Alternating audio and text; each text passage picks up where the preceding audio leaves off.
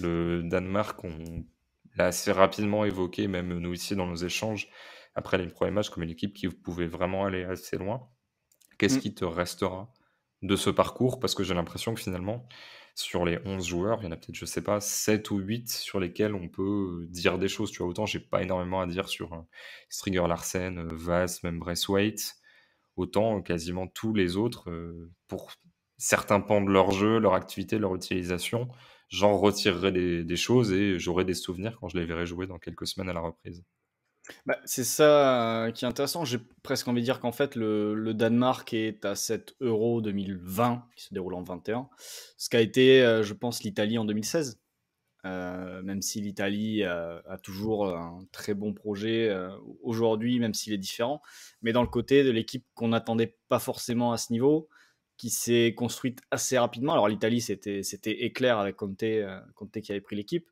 Là, Hjulmand, finalement, il prend l'équipe l'été dernier. Donc il a qu'un an à la tête de cette formation. Et il y a vraiment beaucoup de changements. Il y a un projet de jeu très riche. Et on a vu des modulations avec le ballon, on a vu du pressing, on a vu différentes phases de jeu maîtrisées. Enfin bref, on a vu un Danemark avec un projet en tant que sélection aussi riche qu'un club de foot. Et ça, forcément, c'est le genre de choses qu'on n'attendait pas forcément du foot de sélection, qu'on n'attendait plus forcément du foot de sélection. Donc ça en fait ouais, l'Italie. Je pense qu'il laissera autant de souvenirs que l'Italie en 2016 et que, alors certes, l'adversaire l'adversité n'était pas incroyable, mais tu prends ce qu'il fait face à la Russie, ce qu'il fait face au Pays de Galles. Ce sont des matchs, si on fait une saga dans quelques années sur cet euro-là, je pense que ce sont des matchs qu'on essaiera de revoir pour voir ce qu'il en reste et pour voir peut-être, je sais pas, on fera peut-être en première fois sur Damsgaard, qui sait, dans quelques années, et on reverra ces matchs-là. Mais voilà, même leur première mi-temps face à la Belgique, c'est là que tu vois comment une équipe outsider ou même en dessous d'outsider au coup d'envoi peut dominer un favori sans grandes idées. Après, il s'arrête en plus face à une équipe qui était au-dessus quand même dans tous les compartiments du jeu, qui n'avait pas sa créativité, mais qui avait les individualités pour justement compenser ce manque de créativité collective. Raphaël, est-ce que dans quelques années, tu évoqueras, je sais pas, le rôle de Maileux comme on évoque régulièrement Pelé et Eder, par exemple, concernant l'Italie 2016? En gros, voilà des trucs un peu marquants, des épiphénomènes qu'on ressort ensuite pour situer, qui deviennent une partie de notre vocabulaire foot. Bah, on parlera de Meile parce qu'en plus, au-delà du cas du Danemark, il incarne le piston faux pied de l'Euro. Et il n'y avait pas que lui. Il y avait Spinazzola, il y avait, aidez-moi parce que je disais qu'il y en avait beaucoup, et il y avait Ouais, Zuber. il y avait Zuber et il y avait Trippier sur un match. Ouais, il y avait Trippier sur un match. Et même le rôle des pistons non faux pied, parce que Dumfries fait une grosse première partie de compétition aussi. Kimmich, Gosens. Kimmich et Gosens, c'est évidemment, on aurait aimé les voir peut-être un peu plus loin.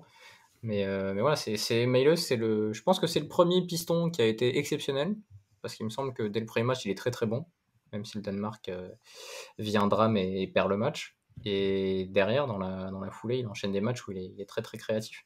Donc Meileux, on en reparlera évidemment, à voir comme ce que ça va donner à l'Atalanta, parce que maintenant, en plus, je pense que Gasperini va se dire ah, bah, je peux même le faire jouer à gauche et ce sera très bien, pas forcément qu'à droite. On parlera de Meileux, on parlera de Christensen, parce que ça fait partie d'une saison. En plus, il va en finale de Ligue des Champions au sein d'un Chelsea qui, un peu comme le Danemark, s'est transformé en très peu de temps. Même si le Danemark a une politique fédérale qui est en place depuis pas mal de temps, mais ce que fait Hjulmand en un an, c'est aussi impressionnant que ce qu'a fait Tuchel en 6 mois, parce qu'en un an, il a les joueurs très peu finalement, en termes de temps et effectif. On parlera de Højbjerg, qui fait une très très grosse Ouais. compétition. Pour moi, dans l'équipe type du tournoi, déjà, à mon avis.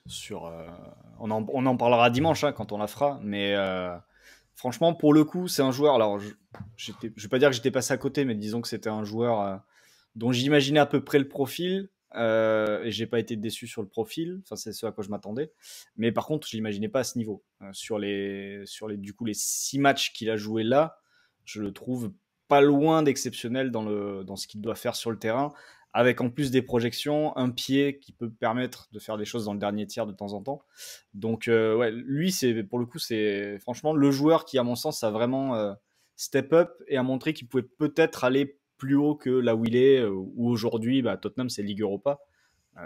Højbjerg, c'est peut-être un potentiel quart de Ligue des Champions, en vérité, je sais pas. Mais Et puis voilà. évidemment, Damsgaard. Je Ouais. sais pas si on reparlera d'Alberg met ses buts, mais est-ce qu'on reparlera de lui plus que ça à travers le jeu? Braithwaite fait un bel Euro, je trouve.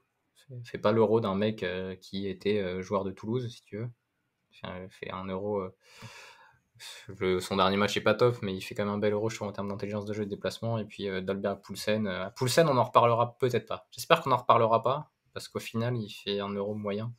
Et Dolberg a montré quand même plus de talent en termes de buts. Après, t'as dans ceux dont on Et a. Schmeichel quand même pour sa demi où il aurait pu sauver le Danemark plusieurs fois. Ouais.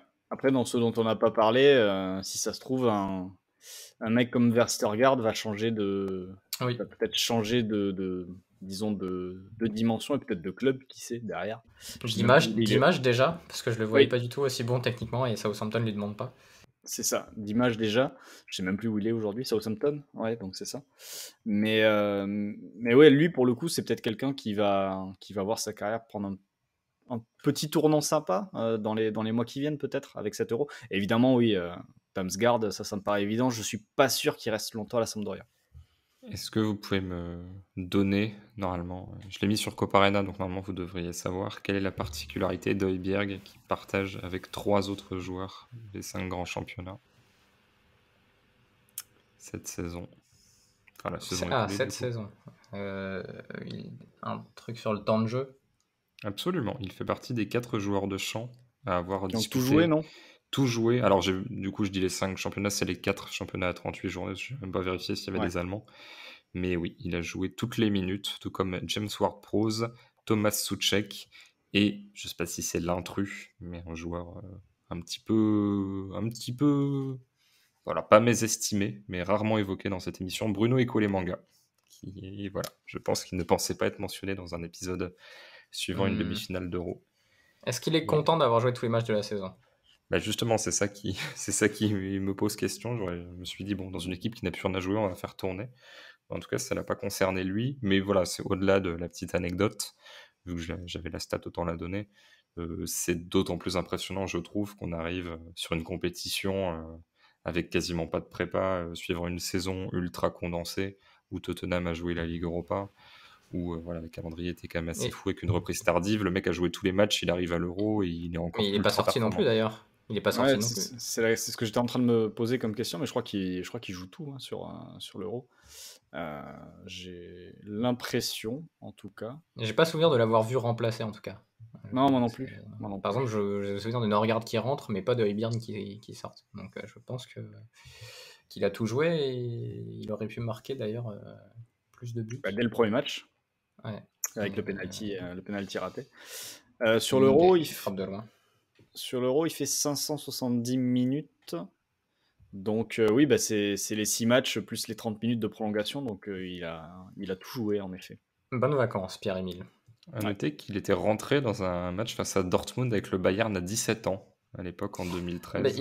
non, mais il était ultra coté quand il sort et quand il intègre le gros staff de l'équipe pro, parce qu'il me semble, et c'est dans un bouquin de Marty Perarno, le premier, je pense, sur le Bayern de Pep, où il dit que Guardiola est à fond sur lui et qu'il veut bosser avec lui pour en faire un joueur énorme. Bon, il n'a pas réussi. Ça, tu peux pas y arriver avec tous les joueurs, tu peux pas y arriver avec tous les entraîneurs. Mais avec le temps, finalement, il s'est construit une belle petite cote. Et c'est vrai que cet Euro va le confirmer après une saison qui était bien à Tottenham, mais dans une équipe qui fonctionnait pas. En plus, c'est Mourinho qui le ramène. Il est viré quelques mois plus tard. Donc à voir ce que fera Nuno avec lui. Mais je pense que ça peut lui correspondre aussi comme style. Puis il a que 25 ans. Il y a encore Oui, il a pour franchir le dernier palier et taper un club un peu plus haut. À noter qu'à Dortmund, il y avait titulaire Julian Schieber, que j'avais totalement oublié. Projection sur la finale. Christophe, tu te rappelles de Gaudino?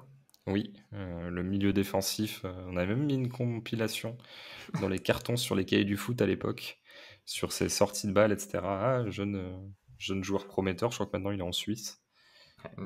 Il avait le jeu un peu à la Busquets, mais il n'avait pas du tout le niveau.